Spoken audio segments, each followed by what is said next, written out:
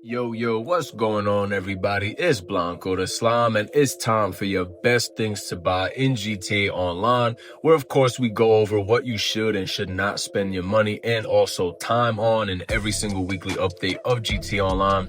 This is a weekly series I do here on the channel, usually every Friday or Saturday. So, of course, if you are interested in that type of content or you're just new here on the channel, hit the thumbs up if you enjoy and hit the subscribe button and turn your bell notifications on so you can stay up to date with all uploads. I'm going to go ahead and give a shot to you boys, raise our glasses for another midweek here on GTA Online, unfortunately. But we do have some good sales, so just bear with me. It's definitely not a horrible week. It ain't one of the best ones though either. So let's begin with the bonus money for this week. As per usual, we have dispatch work on double money. It will be 4 times money for GTA Plus members, which is really good. I don't know if it's true, but I have heard and seen videos that you can make 1.8 million an hour with 4 times money on the dispatch work. So at double money, that would put us at 900,000 an hour, which is really good. That's pretty much like almost on par with like KO Perico, right? So the week is really not that mid, but you do need to own a cop car to do the dispatch work. So keep that in mind.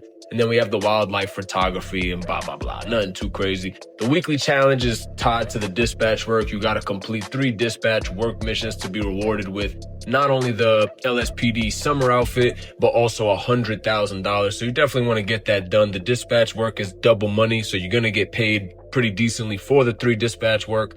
Plus, you will get another $100,000 for the weekly challenge. And then, of course, if you purchase the Class A Park Ranger on the PS5, Xbox Series S and X, and also the PC Enhanced Edition of GTA, you will receive the Summer Park Ranger outfit. So if that is something that interests you, or, if you're big on the outfits and stuff like that, you definitely want to go grab that. Moving on to actual sales this week, we have 30% off body armor, which will help you during your dispatch work. We have a rare 15% discount on the new police bike.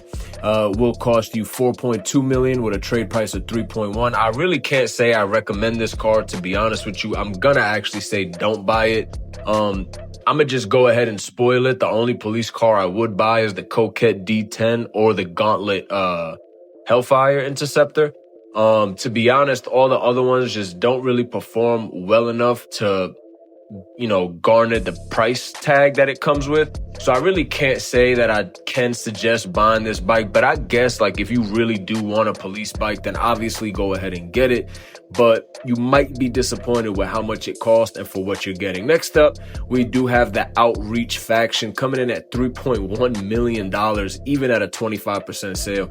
These cars are just ridiculously overpriced, man. Like, the Terminus Patrol is probably one of my favorite looking police cars, and even that one is 3.8, 2.8 with the trade price. Like, this is just crazy, bro. These are like literally the most expensive cars in the game, just for a little light that goes wee woo wee woo. I mean, I wish they gave some type of speed bonuses to these cars. We got the Caracara Pursuit at 25% off, coming in at still $4 million. Look at that default price tag of 5.3 million for a Caracara with a light on top of it. I mean, it's absolutely crazy. I would be steering you guys in the wrong direction if I said I suggest these. But again, you have your own free will. Do as you please. This is the only cop car I would actually suggest getting out of all the ones on sale this week is the D10 Pursuit. Coming in at 4.2 million, 3.1 if you have the trade price. It's absolutely the best cop car available and the only one that I would really entertain spending this kind of money on. But again, you guys don't have to listen to me. This is just my opinion. Next up, we have the Turismo Classic, which does have an HSW upgrade on it. The HSW is not on sale, just the vehicle itself. I would definitely recommend getting it. It's one of the better vehicles in the game for sure. Next up, we do have the Menacer. Honestly, this thing could have been much better for what it's supposed to be, but it's not that great. I can't recommend buying it. Next up, we have 30% off the Zeruso. Personally, one of my favorites. Some people don't like it. I would definitely suggest buying it. Give it a try. It's really fun to ride. Next up, the SM722 performs really bad. The customization is decent. Can't really say I recommend it. Next up, we have 30% off the Unmarked Cruiser. Now, this one's pretty cool because it's more like those detective undercover cop cars, but still severely overpriced, man. It's one of the cheaper ones for sure, but of course, it's one of the worst performing ones as well. Next up, we have my second most recommended cop car, the Gauntlet Interceptor, coming in at 3.5 mil, 2.6 if you have the trade price. Not that expensive, and the performance is much better than a lot of the other law enforcement vehicles. Next up, this is that Park Ranger that you will get the outfit for if you purchase it. It is also pretty cheap, and the lights do work as well. So if you want a cheap cop car, there's your answer. Next up, we have the LE Cruiser coming in at $3 million on sale. The trade price is 2.2.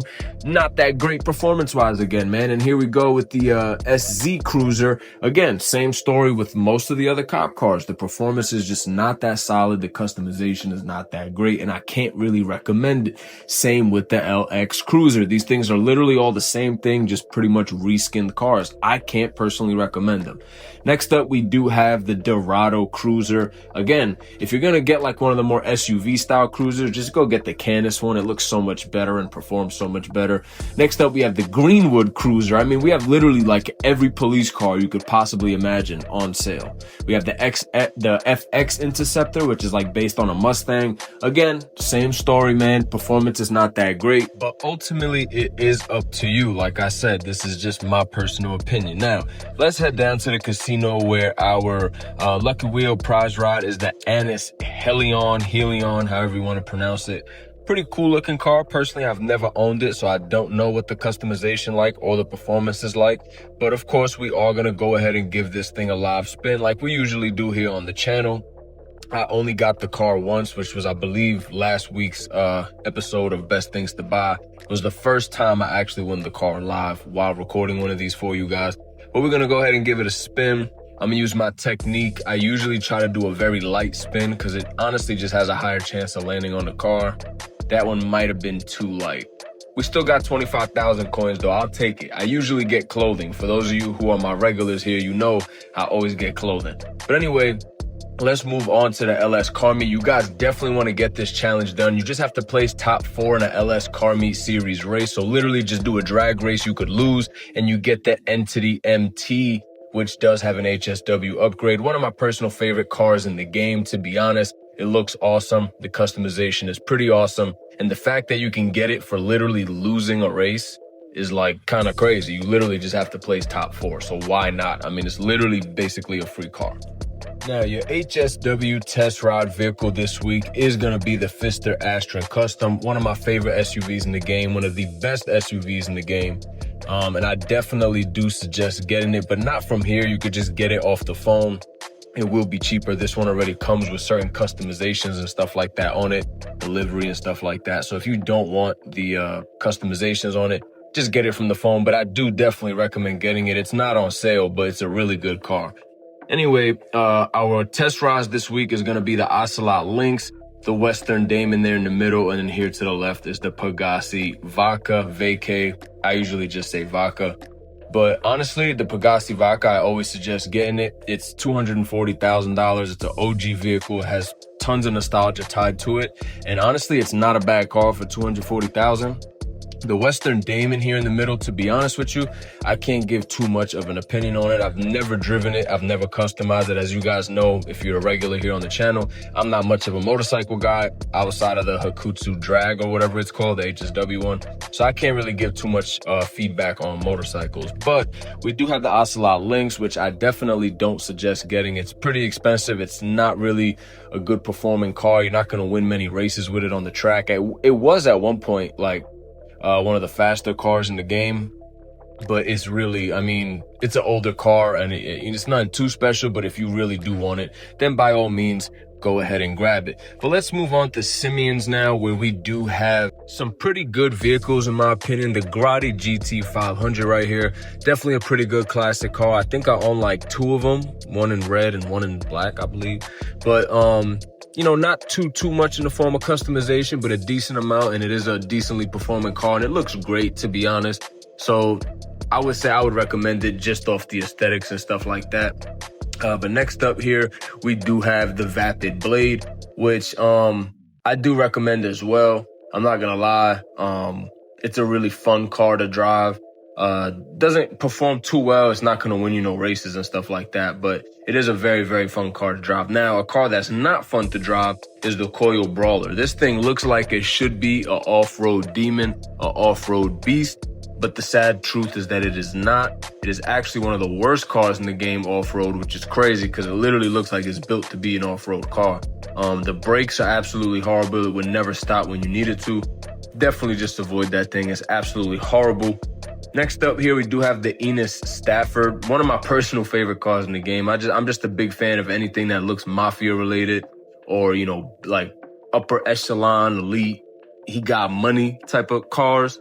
And this is one of those cars. It's like based off like an old school Rolls Royce. So you really can't go wrong. I'm always going to recommend these types of cars. I'm going to be biased. I don't care. Fight me about it. I definitely recommend the Enos Stafford. I don't care if it's not a good performing car. Now, one thing I definitely cannot recommend from Simeon's this week is the Nagasaki Hot Rod Blazer. This thing is absolutely garbage. I don't know why anybody would ever pick this thing up under any circumstances or under any context. So, with the Enos Stafford, yes. The Grotti GT500, yes. And the Vapid Blade, yes. For the Nagasaki Hot Rod Blazer and the Coil Brawler, absolutely, positively, hell no. But anyway, let's move on to luxury autos, where we do have the Anis Euros X32 and the Corinne Asterobe GZ. So out of these two vehicles, I can't really say I could recommend either. The Anis Euros X32, I believe, is an HSW vehicle, but they're just both trash, bro. These are one of the more disappointing newer vehicles in the game, to be honest with you. I really don't see a point of buying these things unless, again, if you're just a really big fan of the design or how the cars look, then by all means go ahead, but I really can't see a purpose of purchasing these vehicles. Now, your priority FIB file this week is going to be the brute force file, and then moving down to the salvage yard. Oh my God, fellas, we got a claimable vehicle, the NSDD. It's a really good car. I definitely suggest doing it. Man, I don't care about them other two cars. Definitely get the NSDD this week at the salvage yard. It is no longer the sad yard. It is actually back to being a salvage yard. We have a claimable vehicle, and it's a good one, and I believe it has the purple license plate, so definitely go and get that done. Another thing I always suggest getting done in every single weekly episode is, of course, the time trials. This is the location of your regular times trial that pays $100,000, and this is the location of the HSW time trial that pays $250,000. Definitely get both of them done. It's easy money. Only takes a couple minutes. $350K. Good deal, right? Anyway, grab you that Coquette D10. Get some of that dispatch work done at double money. It is definitely some good money. And definitely get you that claimable vehicle at the salvage yard. It's free. And definitely get the free car at the LS Car Meet. Until the next video, peace out, boys. Thumbs up and sub.